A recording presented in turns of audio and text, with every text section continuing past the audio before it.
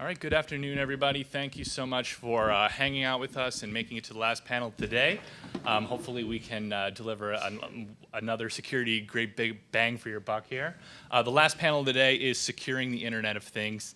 And let me take a minute here to introduce my amazing panel.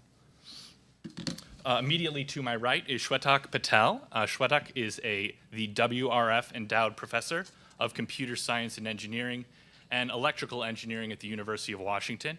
He directs the UBAComp lab, as well as is chief scientist at Belkin. His work includes developing new sensing systems, engineering energy and water sensing, mobile health, and developing new interaction technologies. Shwetak was a founder of Zensi, a residential energy monitoring company acquired by Belkin, and a co-founder of Snoopy Technologies and Wally Home. To Shwetak's right is Lorie Wigle. Lorie Wigle leads Intel's corporate-wide IoT security efforts. She works across the business groups to set the strategy and drive execution. Lorie and her team are also very active in industry efforts, such as the Industrial Internet Consortium, and she helped found the Intel Automotive Security Review Board. Lorie represented Intel on the National Security Telecommunications Advisory Committee's IoT work. In her prior roles at Intel, Lorie has led Intel's product-related efforts on environment and initiated a number of internal startup businesses. To Lorie's right is Tadayoshi Kohno. Yoshi is the Short-Dooley Professor of Computer Science and Engineering at the University of Washington, as well as an adjunct associate professor at the UW Information School. His research focuses on helping protect the security, privacy, and safety of users of current and future generation technologies. He's an alumnus of the U.S. government's Defense Science Study Group and a member of the National Academy's Forum on Cyber Resilience, the IEEE Center for Secure Design, and the USENIX Security Steering Committee. And finally, at the far right is Arjmand Samuel. Arjmand is the Principal Program Manager at Microsoft, working in the Windows Azure Internet of Things team. In his current role, Arjmand is involved in the design and development of Windows Azure IoT Hub, a scalable framework for connecting, monitoring, and controlling millions of IoT assets. In his previous role, Arjmand led external academic collaborations around devices and services research for Microsoft Research, where he developed programs and research initiatives to harness the power of the Internet of Things. So to get started here, we'd like to kind of set the stage. Most of the day has been really focused, I think, on application security and a lot of focus on that. We're going to expand that a little bit in this last panel today to incorporate the Internet of Things, which really brings devices into the mix. The Internet of Things, or however we choose to describe it, is exploding in size as we speak. With this new ecosystem come new challenges for security, especially for startups for whom getting started in security may already be a challenge. Just to get kind of a framework on this or get an idea of this, Arjmand, could you actually start us off and talk kind of definitionally, what is the space we're talking about? Thank you, Jarad, and thank you very much for putting together this panel. It's fun that I have to define the Internet of Things because everything these days that we touch and now and in the future would have some kind of intelligence attached to it, right? You previously did not think that a car could be that intelligent as it is today. A door lock could be as intelligent and connected as it is today. So moving on, we'll have almost everything around us which would have some kind of compute power in it. That compute power would be connected to the cloud in some way. And there would be intelligence both at the edge, which is at the device, and then there would be intelligence in the cloud, and then there will be a constant interaction between the two. And that we call the Internet of Things. It has been also called cyber physical systems, because cyber, we all understand, but physical systems. Now, when we put these together, the security landscape, the security threats to this whole becomes much more complex. And I think that's what we would like to expose today. Thank you, Arjmand. So just to frame it, before we get into some of the nitty-gritty and talk about the kind of components of this space, I'd like to kind of get a sense of what are some of the challenges for startups moving into this space? And I'd like to pose that question to you, Lorie, to start. Yeah, so as we just heard, I think one of the things about IoT or Internet of Things is that it's a system of systems. And so when you are thinking about the security for that, it encompasses a lot of different aspects. So you've got the device level, the thing that you're building or adopting into your IoT solution. And one of the things that we find at the thing or the device level is a lot of what's happening right now is people, startups, are beginning to connect things that weren't connected before. And sitting where we do as Intel, a hardware ingredient provider into a lot of those devices, what we are seeing is that the folks who are building connected devices don't understand even the basics about what needs to be built in once something's connected. Something as straightforward as SSL, just may not occur to them. So there's the device piece, there's the connectivity piece, there's the cloud part of it. If you're a bad guy, if you think about where you could have the most impact, it's actually by attacking the cloud, right? And I'm sure we'll hear a lot more about that in the conversation as we go forward with the panel. So there are all of these different pieces. The other thing is there are physical consequences associated or that can be associated with compromise. And I have to tell you guys, I racked my brain trying to think of some joke I could tell about a smart refrigerator causing the bruises on my face, and I couldn't come up with anything. But as you look at the bruises, remember that there is this physical element to the Internet of Things. And so if something's compromised, things can go boom. There can be, dramatically negative impacts from attacks on the Internet of Things. Yeah, may I go ahead and jump in on that? Yes, please. Yeah, so I agree with everything that Lorie said, and there's a few other things that I kind of wanted to highlight from our experience with security for IoT devices. So first, to echo what Arjmand said, and just to drive home the point, in my mind, an IoT device is any type of connected device that a consumer might purchase that is not just a laptop or a desktop. So anytime you get into a car, whether you know it or not, you're actually getting into an IoT device, and there are risks with that. And people who have medical devices, in my mind, those are devices that are connected, maybe directly, maybe indirectly, but IoT is everywhere. Some specific challenges for startups. One of the things that I believe is a fundamental challenge is an awareness of the problem, awareness of the issue. So we saw this already earlier today on the discussion of threat modeling and so on. What are the security properties do I need for a new IoT device? Maybe it's a device that no one has ever created before, has never received adversarial pressure before. So what does security mean for that type of device? The second is, and again echoing the very opening comments earlier today, challenges for startups is that security is not a binary property. Julie mentioned this already. It's not something you have or you don't have, but it's a risk management decision. And the risks will change for the company as the company gets more and more users, and so trying to put that in context. And another problem that I will get back to later, the terminology I really like to use, as some people on the panel already know, is the zombie problem. So what is the zombie problem? The zombie problem is an IoT device, such as a refrigerator, as Lorie mentioned, that you buy in your home, and you, like most refrigerators or furnaces or any other type of device, it'll stay in your home for 30 years. But maybe the manufacturer will stop maintaining it after 2 years. And so for these zombies, what are the security implications for those remaining 28 years? And especially in the startups case, and I know the conversation Shwetak and I have had in the past, you have lots of startups in the IoT space. Not all of them will be successful, but their products will remain out there. And so what is the responsibility in what is the responsibility and how do we think about all those IoT devices that are deployed that might have physical or privacy consequences, but there's no company existing for them anymore? Yep. As I said, one thing to add is one of the things that's really enabling startups to be able to move into this space where, if you look 10, 15 years ago, a startup doing a hardware venture was pretty hard, right? The capital you needed to basically build a MVP or a minimal viable product was really hard. But now being able to prototype a lot of these hardware software systems are getting much, much easier, right? We're kind of democratizing the development of hardware software systems, and fabrication is becoming more practical with 3D printing and those kind of things. But that brings upon these other challenges where startups are able to move into the market very quickly with their products. They may have some Indiegogo or a Kickstarter project that they have, and they need to ship these things out to keep the momentum going. And often they're shipping dev kits or things that aren't fully tested in these environments where these open platforms have a lot of other vulnerabilities that weren't addressed in the open source community or other communities because they were designed to be test beds or prototyping platforms, not really commercially viable platforms that can stand the test of time.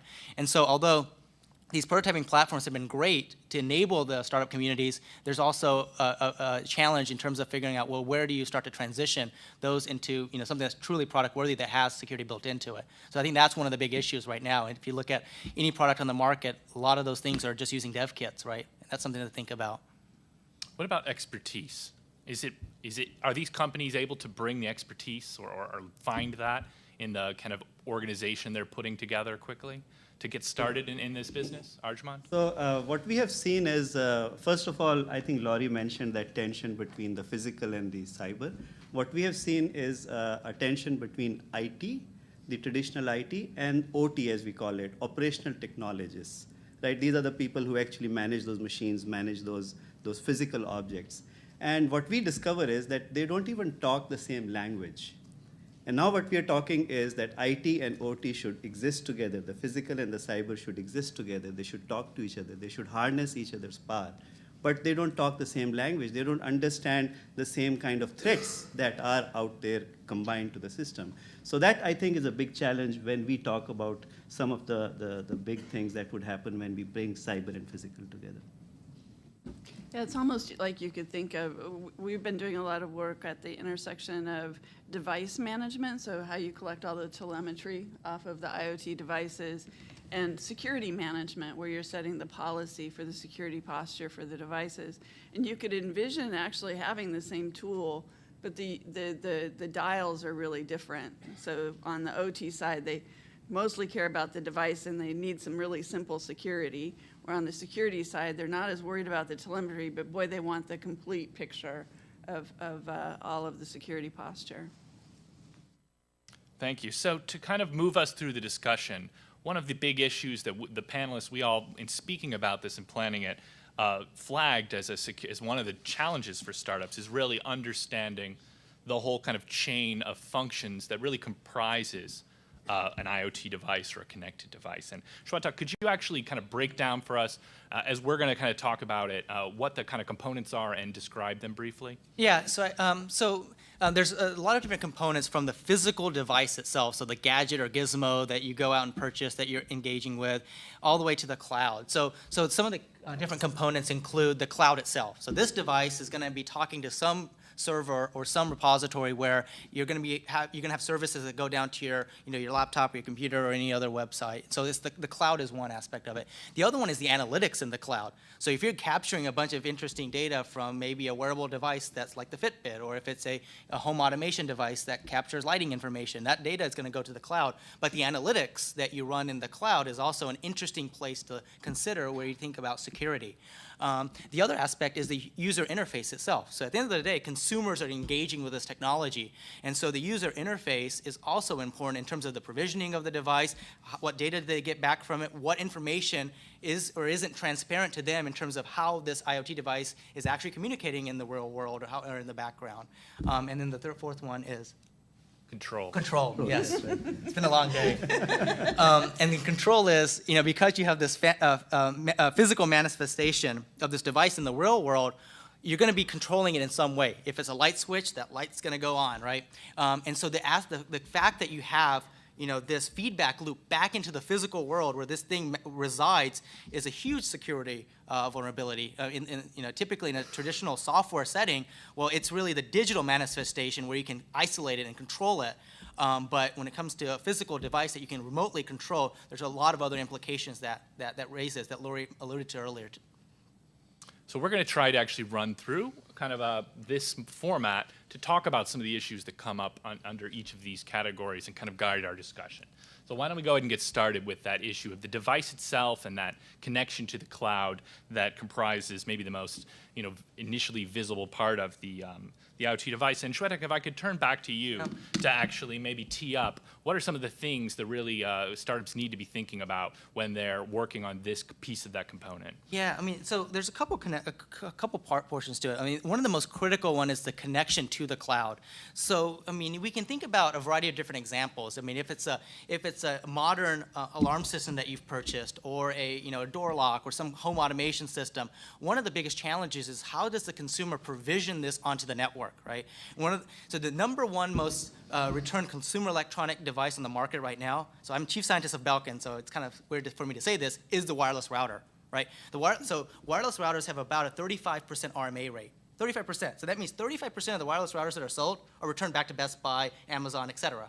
And if you look at those routers, 99% of them are fine, right? It's just they couldn't get it on the network, right? There's no manufacturing defect. It's just those RMAs are just because of usability issues. There's been ways that we can address some of these things, but just getting the thing on the network is really hard. And so if you imagine a connected device or an IoT device that has very limited screen utility, screen space on it, very few buttons on it, how do you get this thing on the network?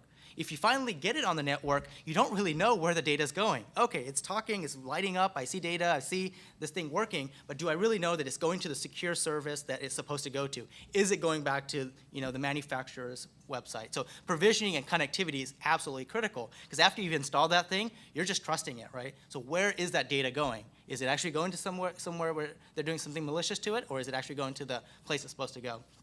And the other aspect of it is the security of the device itself. So even though it's connected to the cloud, there are other devices that are connected to the cloud in your home as well. So how do you make sure that one device doesn't tamper with the other devices on the network to redirect where that traffic goes to? Right? So it's not just securing that one thermostat that you purchased. It could be that lighting module that you bought that's doing something else to the thermostat that's causing some other connectivity issue. So it's never just an isolated thing you want to look at. It's all the devices working as a whole. But the connectivity to the cloud is absolutely critical because you don't know where you're going. All right. And one example I want to mention to you that has kind of come up recently is, I don't know if you noticed, but if you use your phone or your tablet, you'll see this Xfinity thing come up, right? Because Xfinity has all these access points that are built into people's cable modems, right? And it's so for people that have Comcast to be able to log into the internet anywhere. But it's turned out that people have actually come up and built rogue routers that say Xfinity. So you're thinking you're connecting to the Xfinity sign-in page, but actually you're going to a third party, right? Think about what would happen if you had a provisioning system where these IoT devices self-discover and somebody could actually basically masquerade as a different network, and then you're connecting to this other secondary network. So these things are a big issue, and the connectivity is, I think, a critical one to look at. Arjmand, did you want So just to add to that, challenges of these devices, is also this fact about cost pressure. We have been over the last 20 years or so trying to protect secure servers worth thousands of dollars, and we're still working on them. And now what we have is a little machine which is like $35, $40, which can probably do as much processing as a server 10 years back. And now we are also going to protect that in the cost that it comes in, it's $20. So that pressure in itself, creates an environment where people would take shortcuts, go around putting in the right technology, and that creates an environment where you have devices which might not be as secure as we would want. Right. Yeah. Add maybe a positive note, because there are a lot of things to worry about.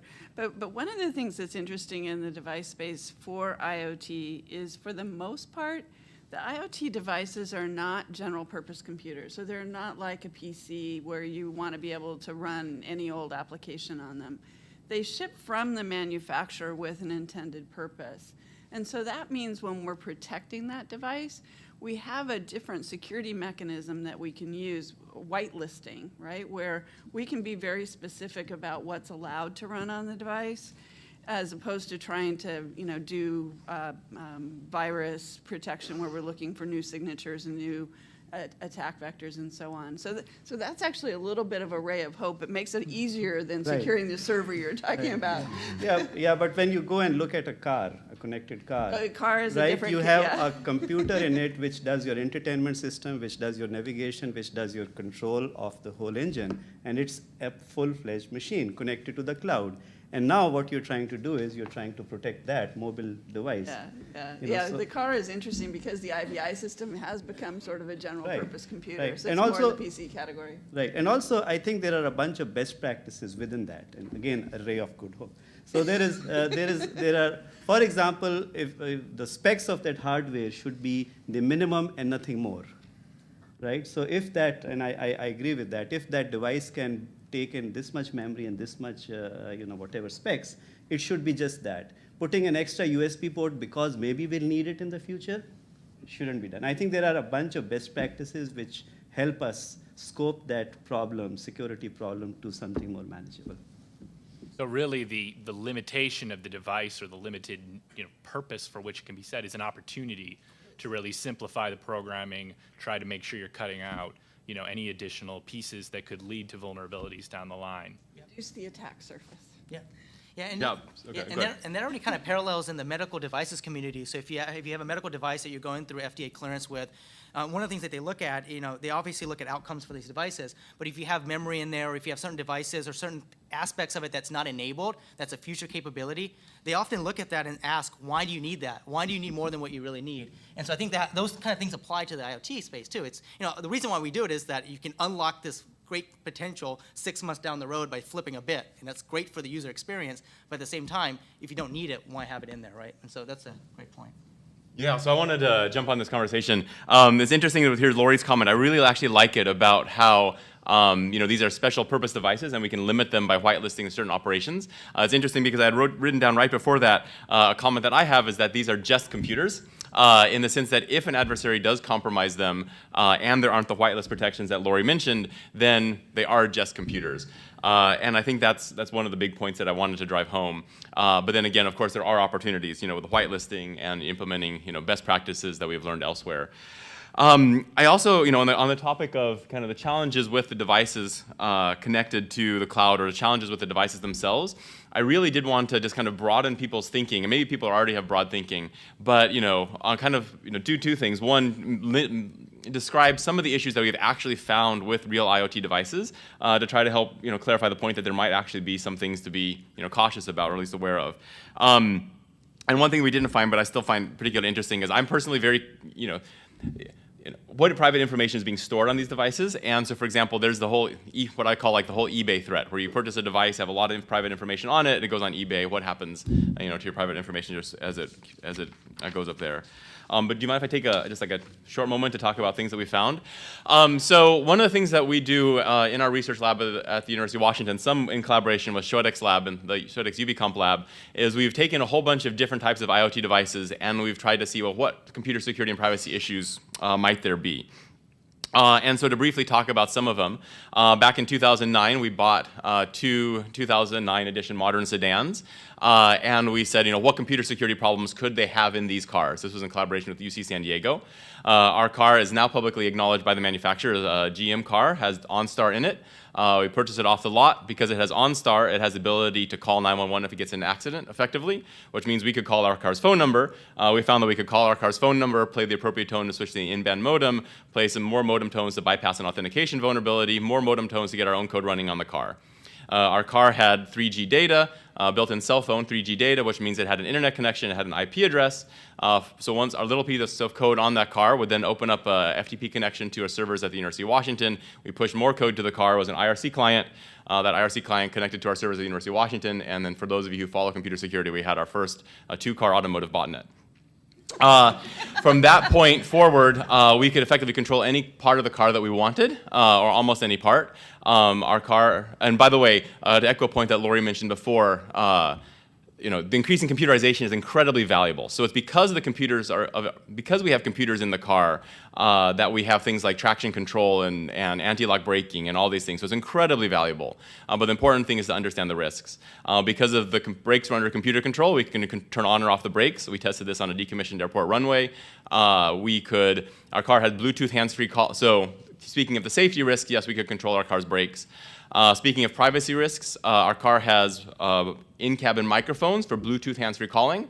Once we had that internet connection to the unmodified car, we could turn on the in-cabin microphones and stream real-time audio from the car without any visual indicators inside the car.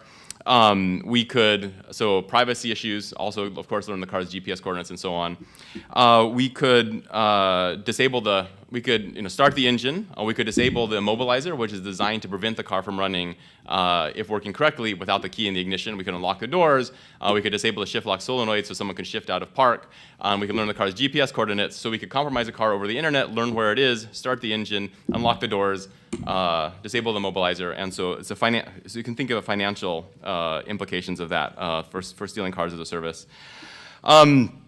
There's a broad number of other things that we found. So we've looked at children's toys, for example, and there's some children's toys out there on the market. When we looked at them, has Wi-Fi toy robots with built-in webcams. One usage scenario might be you get it as a birthday present, you turn it on, put it in your bedroom, and then when you're at your friend's house, connect over the internet and drive it around and make sure your parents aren't in your room. But unfortunately, also it could be compromised and someone could see into it.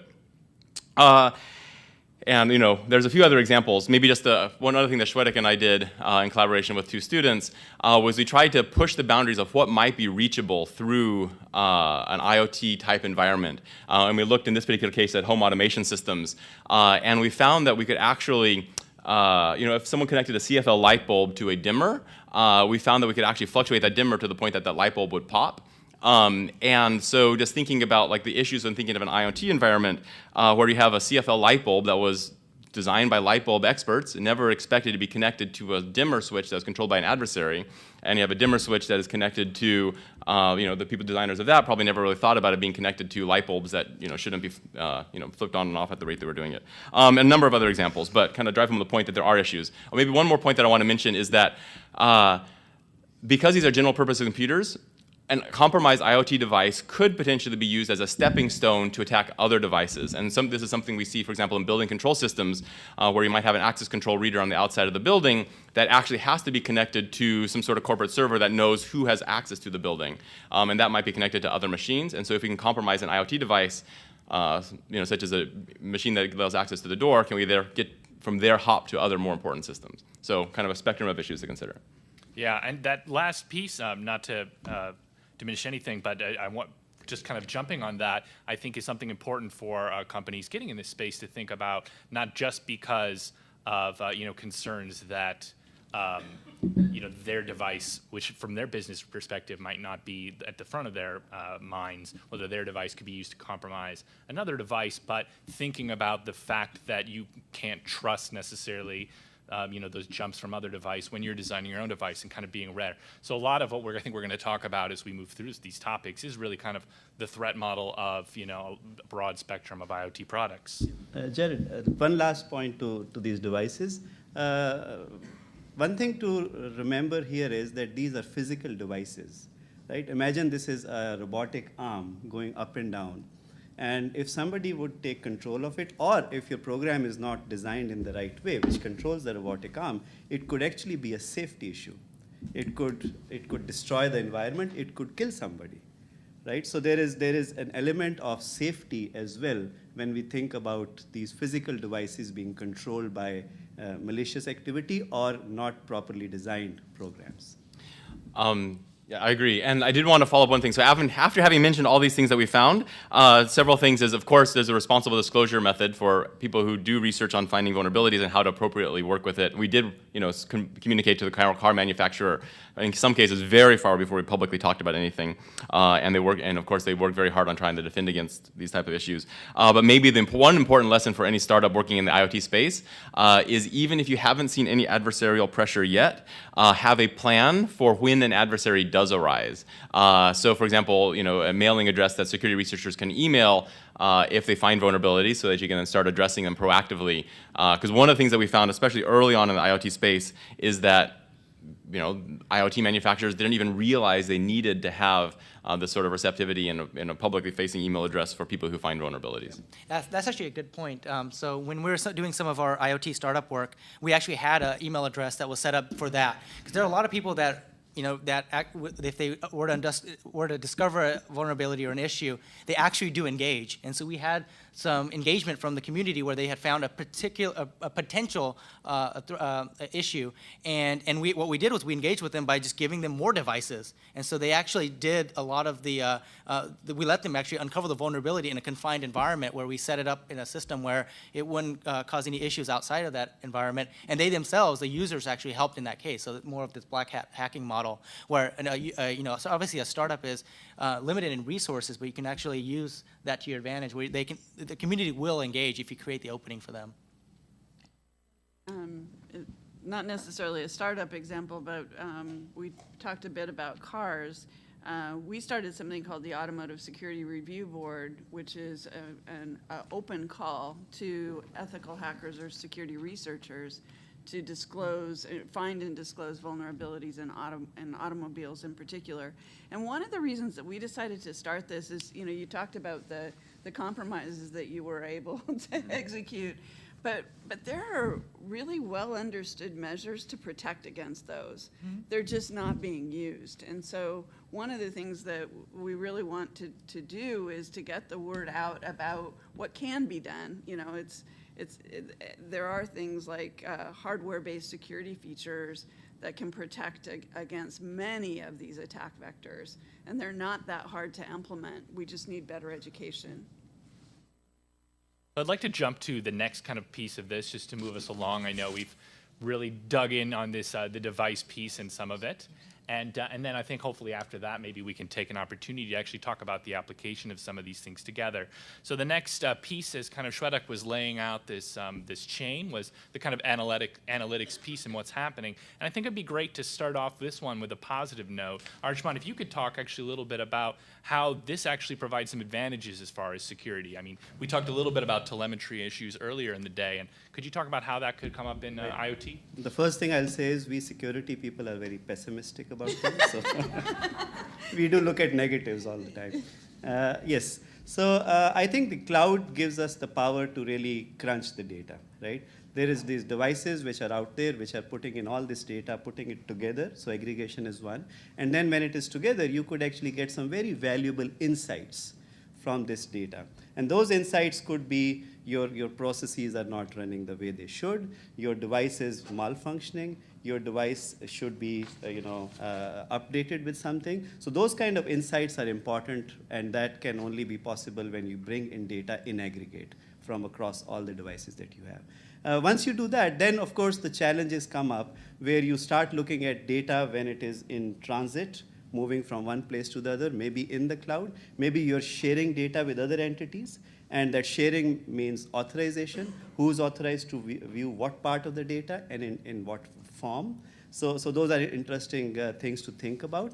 Once you have data in the cloud, you want to have a way to actually store it in a way where even if there is a compromise of the cloud, which can happen, you should be able to, if it's encrypted at rest, it should be encrypted at rest, so that even if somebody was able to get to that data, they can't do much with it.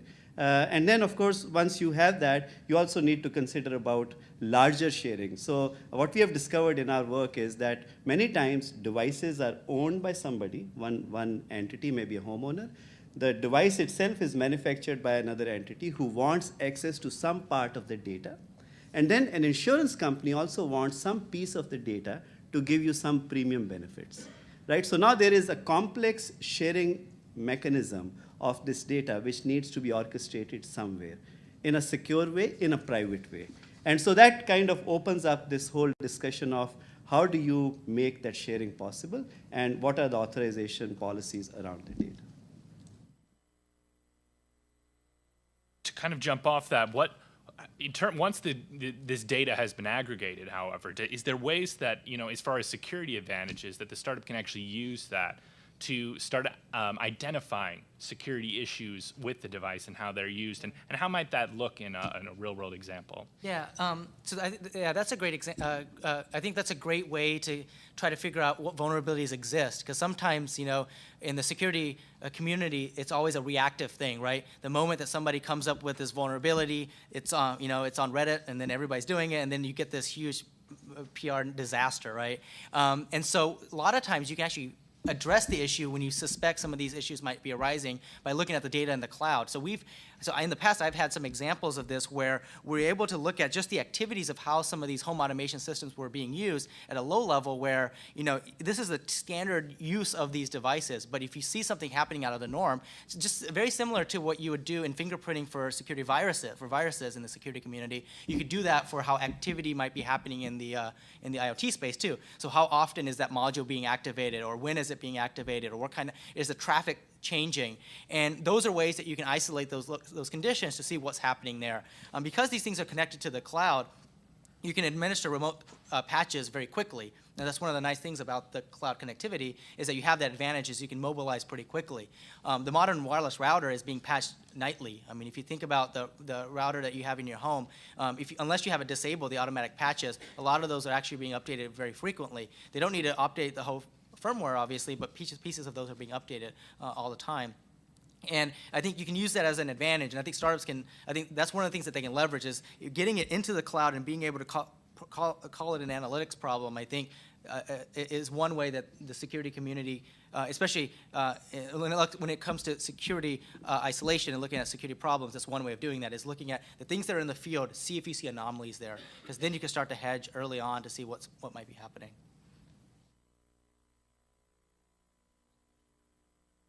We'll actually take questions at the end of the panel, if that's okay, just so we can kind of move through the structure, but thank you. Please save questions. We're eager to hear from you. I think, why don't we go ahead and move on next to this control piece, and we'll highlight issues there so that we give ourselves some time to talk about the holistic system and how some of these things might apply in terms of best practices. And the next piece that we talked about is this control feedback piece. At some point, the connection to the cloud is initiating some kind of activity, some kind of control of that device in the home that has a physical component. And so, Lorie, could you actually talk a little bit about what some of the things that need to be on startups' radar as far as that angle of messaging? So ultimately, if the result of the IoT system is to take some action, usually you're taking data from a sensor, it's going up to the cloud, some analytics are happening, and then the action gets sent back down. If you think about again, the physical consequences of these systems, it's really important that the design comprehend being able to clearly identify the device, so you're getting the data from the device you're expecting to get the data from, and the same thing for the device to the cloud, so we need that authentication between the two of them. You need to know that the device hasn't been compromised in some way, so it still has integrity, right? That's really, really important. And similarly, when you send that action down to the device, again, you want to make sure that you know what device you're communicating with. And these, especially in the industrial Internet of Things, these end up being extremely critical. Because if you think about an industrial IoT system, typically availability is going to be more important even than confidentiality and integrity. And so ensuring that end-to-end connection and the integrity of that is very important. And it's also really important to design these systems with resiliency in mind and also compromise in mind. If something goes wrong, how do you want the system to fail? What action should it take? Should the oil pipe open with the valve closed or open, as an example? What's going to be the safest mechanism? So just some of the considerations. To those points, I think there is also a place when we talk about feedback from the cloud, control from the cloud coming down to the device. There is also scenarios to consider where you think about intelligence at the edge, some intelligence at the edge, because you cannot depend on the latency between the cloud and the device at all times. Yes, there is a lot to gain from having the application run in the cloud, having the aggregate data, aggregate intelligence, analytics up in the cloud. But I think at some point, especially the safety measures in a device need to be on the device itself. If you have a fire in the house, you shouldn't be waiting for a signal from the cloud to come in to switch on your sprinkler system, right? Because your internet might just be toast by that time. So those are the things to consider as well. So the right place to generate these control signals, I think, is an important thing to think about. That's actually a perfect segue to what I feel like is an important point of this, although it really kind of belongs in multiple of these buckets. And it goes to what Yoshi was bringing up earlier about the zombie problem. And that is really, how are you going to build in upfront the way to update your device? I mean, as we've talked about extensively in our FTC guidance and certainly in previous startup security events, you can't get everything perfectly right the first time. You're gonna have to repair something. And so can we talk a little bit about what are the challenges there in terms of figuring out upfront how to build in a way that you're gonna patch and update these devices as you learn new things or you learn new problems that you didn't anticipate at the beginning? Yeah, no, I think, as you said, and, I mentioned it before because I truly believe it, the ability to update software after vulnerability has been discovered, I think is pretty key. It starts by realizing at the very beginning that there might eventually be a need to do that sort of update. And that is not something that, at least in the past, IoT manufacturers realized. And so, for example, many of the older cars, or some of the older cars that we looked at, they weren't designed with the ability to do over-the-air updates because they didn't think that it might be an issue. My understanding is that newer cars do have that.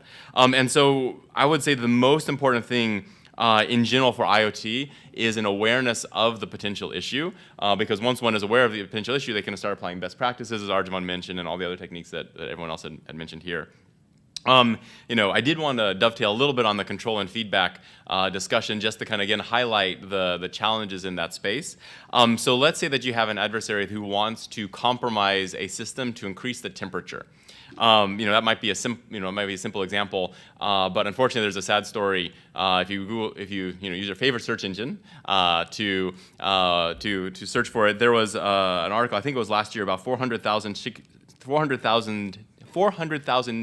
chickens dying in farms, I forget what state, because someone adversarially turned up the temperature for certain types of chickens and turned down the temperature for other types. And I think they used physical attacks for that, but again, temperature can be an important issue. So now we've established the fact that temperature is an important issue. How might I compromise it? I can do it from two different ways. One, I can compromise the device that increases the temperature, or I could compromise it, or if that device is wirelessly listening to another device that tells what the temperature is, I can compromise that device and say that, and have it say that the temperature is lower than it really is, and make the other one continue to increase it. So there's going to be interconnection between multiple devices that we might have to be thinking about.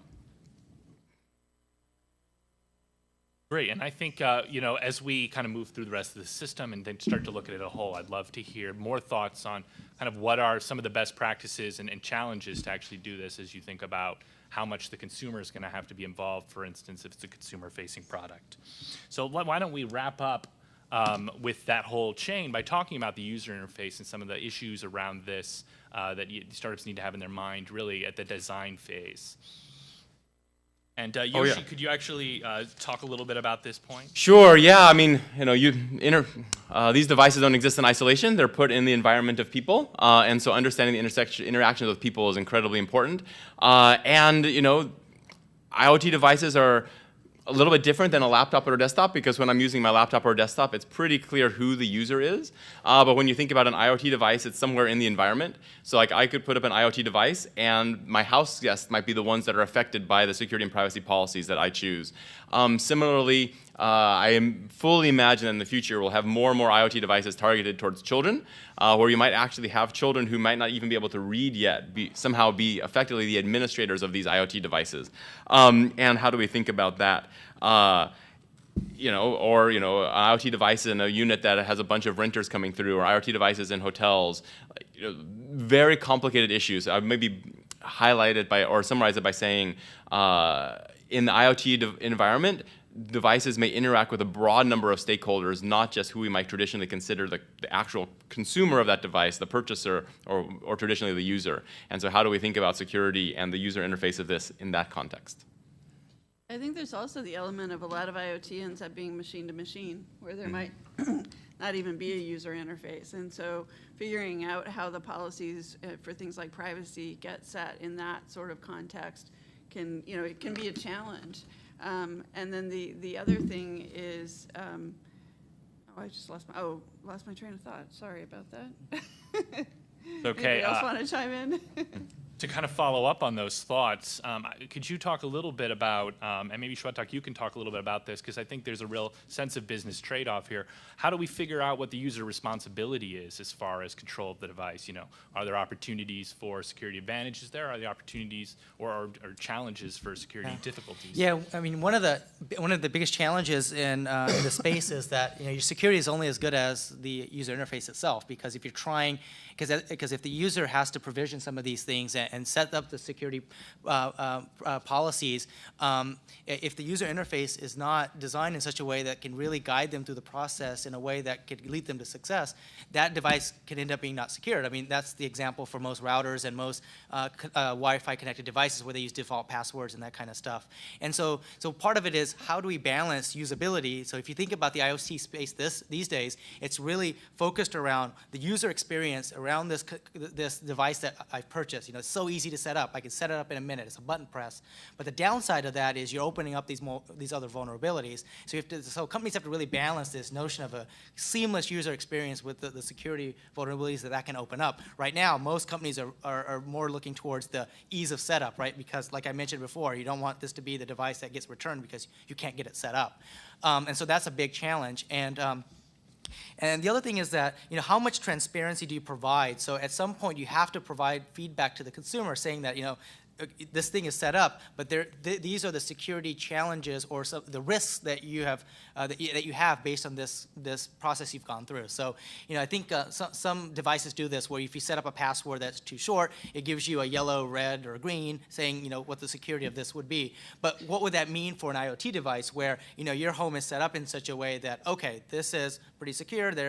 From what we can glean from our scan of the network, what you've set up, this looks, from our perspective, secure, but how do you provide that feedback to the consumer? Because it's got to be actionable. And so often, none of that stuff gets fed back to an app, right? If you look at a home-connected app, you don't get any of that, right? Because if you did, there's no actionable feedback that you can provide there. So I think that's a big balance right now that you have to face, but often IoT manufacturers are moving more in the usability space in terms of getting the thing set up in the first place. And I think that's introducing a lot of challenges right now. I think you raise a good point in terms of that's potentially a business opportunity also, Yeah. right? For people who have the capability to come in and do the diagnostics and evaluate the security posture of something like a connected home. Mm-hmm. You know, I think there's some really, really interesting opportunities there. And I think the zombie example that you gave, the zombie device example, while that was, you know, 20 years or 30 years of the lifetime of a refrigerator, but I believe when we look at consumer IoT devices, that even happens after 3 months or 6 months. I buy a device, I'm very excited about it, I go in and configure it, and I play around with security policies, all of that. I put it, whatever it is, a lock, and then after 2 months, 3 months, I don't even know what the password is on that device. I'm sure it's happened to all of us. And then imagine that the company is there to support it, but I'm not interested to even go back to that device. So that is a challenge which we need to think about. How do you engage a user once that excitement wears out? Yeah, and I think and also another aspect of the zombie issue for startups, it's a real challenge, right? Because you already spent a significant amount of capital to get the device out there, it's shipped, then the support is just really challenging. So if you have the next rev of the system 3 months down the road, which is the better version of the system, obviously the second rev is going to be better. What do you do with the ones that are already in the market?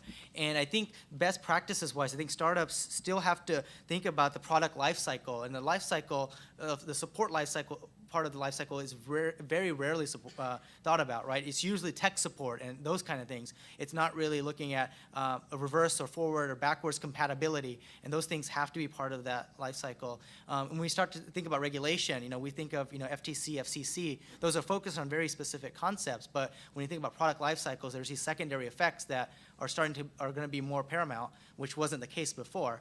And so I think that just needs to be part of the conversation now. And there's some advantages there too. I mean, one may say, okay, why would I even think about this in my product lifecycle when, you know, that thing is out of date, I don't want to support it, I don't have the funding to support it. But there's other ways that you can take advantage of it. Is that the first design that you made, you could have a modular design. So one of the things that we've considered at Belkin is that you have this old device, but you can actually get the upgrade for it. So you can get to V2 by only paying half the cost because you're just swapping out something things, where you as a consumer, you don't waste this device. From an eco perspective, at least you're using a lot of that capability, but there's things that are modularized, right? So, and that's something we haven't really thought about in the IoT space. It's this thing that's pretty much throwaway. The IoT community has heralded this thing being like, smart dust and these things that you buy, you could throw away, and they're cheap to dispose of, but that might not be the right strategy for a lot of things. This notion of modular connectivity might be something that could address some of these zombie issues. So we have a few minutes before we want to turn to question. I think this would be a good chance to sort of step back and get the panelists' thoughts about, given this scope of the issues, how they break down between these different parts of the chain, thoughts on the overall system, and certainly any best practices, pieces that we can pull out that we haven't already talked about. And just because I haven't given you a chance to talk for a few, Yoshi, could you actually start us off? Sure. Several things that I kind of wanted to say. The first was the importance of knowing that there's a potential issue, and I think the fact that all of you are here means that you've already checked off that box. And I think that's really fundamentally important. Risk analysis, I think, is also very important, understanding that security is not a binary property, but what are the risks? And keeping in mind that the risks might evolve as the system is, and the number of users increases or where it is deployed increases. And then one other really tough thing to mention, but I think is very important, again, is thinking about the broad collection of stakeholders that might be impacted by the device. And so I mentioned that there's the person who can purchase the device, and then there's all the other people that are impacted by it, and really considering the broad set of stakeholders. So not just the people in this room, but who else might be impacted by it. And I mean, just thinking about some example issues that I know that come up. For example, let's say you have a home automation system that has the ability to remotely control all the doors and also gives you information of when the doors are open and closed. What happens if that's involved in like an abusive relationship and so on? So thinking again about broad collections of stakeholders, I think is very important. And Arjmand, why don't you go ahead, and then we'll come back this way. So I think what we have learned in the past 20, 30 years is that defense in depth is a strategy which has worked for security. So essentially layering of security mechanisms one on top of the other. If you are deploying a device, think about the physical device and how can be made tamper-proof. Think about how you could create a secure channel from the device to the cloud or other devices. And then think about authorizations. Think about all of those layers of security which we know help us to make the whole system more secure. I think that is something which we can apply to this environment as well as how we have been doing it in the cyber space. But having said that, cyber physical systems have their own challenges, right? And so maybe we need to think about the additional layers of security that have to be designed, thought of, which come on top of these known layers, which can make this whole system more secure. So that's one. Related to that is the new threats. Right now, we understand all the threats we know, right? The DOS attacks and the threats that we are used to in the cyber world. What are the cyber physical threats out there? We do understand tampering, which is one, but what kind of tampering? Do we understand how people come into these environments and can masquerade as other people? So there is this whole class of new kinds of threats which cyber physical systems bring to the picture, which needs to be understood. And I think, having academics here and sitting in a university, we need to think about all of those and bring those as best practices to you guys. Lorie? So one useful approach is to think about the whole threat defense lifecycle. So we've talked quite a lot about what you could think of as the protect phase of the threat lifecycle. What do you do before you're attacked? But there's also how do you detect that you've been attacked? And this is a big issue in the security world of attacks or penetrations going unnoticed. And then how do you correct? So as you're putting your security mechanisms in place, thinking about all three stages of that.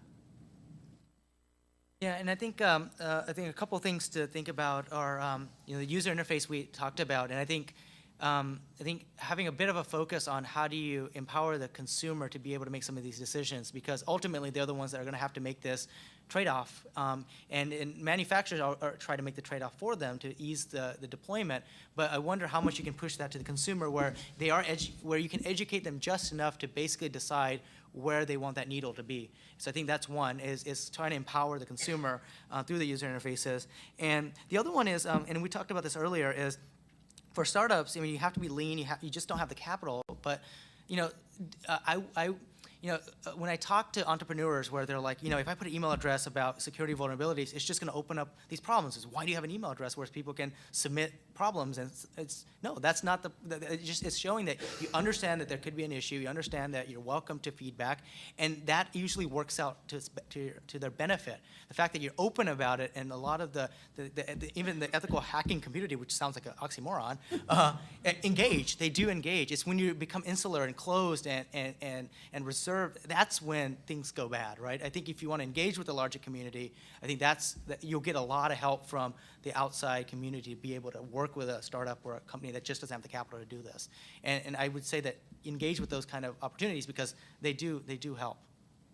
Thank you. So we have a few minutes, so why don't we see if we have some questions. I know earlier there was one actually up in the back over here that I don't want to forget. Was there a question? And yeah, why don't we take that first, because I know you jumped the gun and had that ready to go.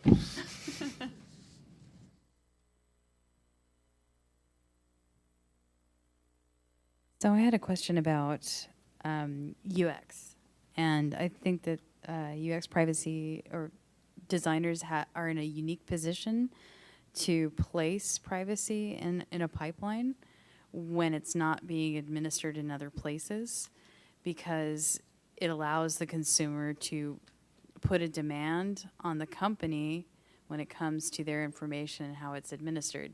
The only example I can give in terms of IoT right now is the X1.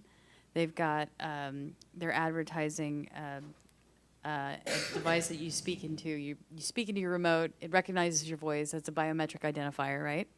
That's a unique identifier. It's PII. And that's going to go out into their X1 system. And what I know about Xfinity so far as a consumer is that I don't trust them with my information. I would never, ever give them that information, because they changed my WPA2 settings to a different router without my permission. They went back and it re-administered and blanched all of my consumer-controlled settings without my permission, and they didn't inform me. When I went back to re-administer it, it didn't allow for those settings to stick. So I can complain as a consumer. I buy the cable, but am I going to trust them with a brand new product requiring IoT? Probably not. So I guess the question in here really is, in 3 to 5 years from now, what can a UX designer put in the marketplace between, say, me and an Xfinity that will help them stay marketable in the next 3 to 5 years? Yeah, I think, and that's a great question too, because depending on the services that are provided by these manufacturers. In the case of Xfinity, their business model is just beyond the content that they're delivering. It's the content that you would want to look at, or the content that you would want to. They need to be able to predict what could happen there. So the data is really valuable for them, and so that's why they're very aggressive in kind of how they administer their services. Whereas other companies, where it's more of the onus is more on the user, and they're trying to enable the users to do something that's more productive, and they make their own decisions. I think the user interface will be different there. If it's a home automation system where the data of how a system's being used is less valuable for them, it's more just enabling the consumer, then the user interface is going to be different for that. But I think in 3 to 5 years, I think what we'll see is, because I think because the space is so heterogeneous, you have so many different devices and concepts out there. So you have an X1 device, and you get another thermostat, and you kind of want it to connect together, but they don't because Xfinity blocks it out, and vice versa. I think you'll see a lot more of aggregators out there. So things like If This Then That, which is a website that connects at a cloud level, is one way that empowers the consumers to build their own recipes and their own services. But I think you'll see more and more of those at the user interface level, which kind of brokers this relationship for you. So they've are becoming the experts in this particular connection to either X1 or whatever device, and then they provide just enough knobs and controls for you to be able to make the decisions you need to. And I think you'll see more of that, not because of the security challenges. I think it's more of the fact that there's so many devices out there and they're kind of be an aggregator. But this will be something that will be paramount, and they'll have to address the security aspect of it because they have to make clear what knobs are they turning for each one of these services. But that's a great question, and I think that may be the route we're going to go 3 to 5 years from now, just because of the diversity of devices. But yeah, I mean, I think that's one of the issues with the connected experience or the IoT experience is that because a lot of people don't really know what it is or how to, really educate themselves about what it and what the implications are, the manufacturers have a lot of control that they can exert on it. And Shwetak, I'll just add to that, to your last point. Yep. I think we, the consumer, need to be more aware of how this data would be used, and we need to have a voice. We need to have a place where we go in and say that this is not on. And I think there's always a limit. You can collect data for improving services, certainly, but beyond that, the consumer really has to have a voice. Why don't we take one more question? We have just a moment, and I think this gentleman in the front actually raised his hand first. Hi, thank you. My question's along, where do you see liability and negligence going with these devices and what the borderline is? Because, if you steal all my data from the cloud, that causes damage, but there's not always a clear distinction if life and limb are harmed. But if you have a car that is compromised, or if I unlock all the doors at your house and I come in and kill you or steal your stuff, what's the liability and where is that going? And on top of that, with the thermostat example, I have the thermostat, which might be secure, but what if the sensors are insecure and feed badly into the thermostat? Where do you see that going? It's complicated, but yes. If I could just steer that a little, there's a lot of legal analysis and prediction on how, various entities, including, states and regulators are going to look at that. But one piece that I think would be useful to maybe get a quick thoughts on is how, startups might think about those components and how they, that they might be working with, either interoperability or built into their device, and how they kind of allocate that risk and think about that oversight, because that does get to that security piece, which I think is what we spent most of our time on. Are there thoughts about how you can think about, startups working in this space should think about, anything they're building into their device? So, Yosh, you could maybe talk about your threat modeling. Yeah, so yes, lots of interesting questions. I will be honest that from the legal perspective, so I'm not a lawyer. There's a lot of great people here that probably have much more insights into that. What I would say again is threat modeling is key to understanding the issues, and presumably, kind of the issues that you mentioned are factor into that. But in the interest of time, I'm not quite sure how much to go into threat modeling. We have a toolkit that we've designed for people called at securitycards.cs.washington.edu, and I think there'll probably be some out front for people to look at and take as soon as they're there. But threat modeling is key, but yeah. I can't comment on the legal side personally. Thank you. So one last thing I just put up here for reference for folks later. We, as Commissioner Brill mentioned at the outset, we've had a pamphlet kind of about security ideas also for Internet of Things that the FTC has put out, as well as OWASP has an ongoing IoT security project. Definitely worth checking out. And with that, if everybody could thank the panelists.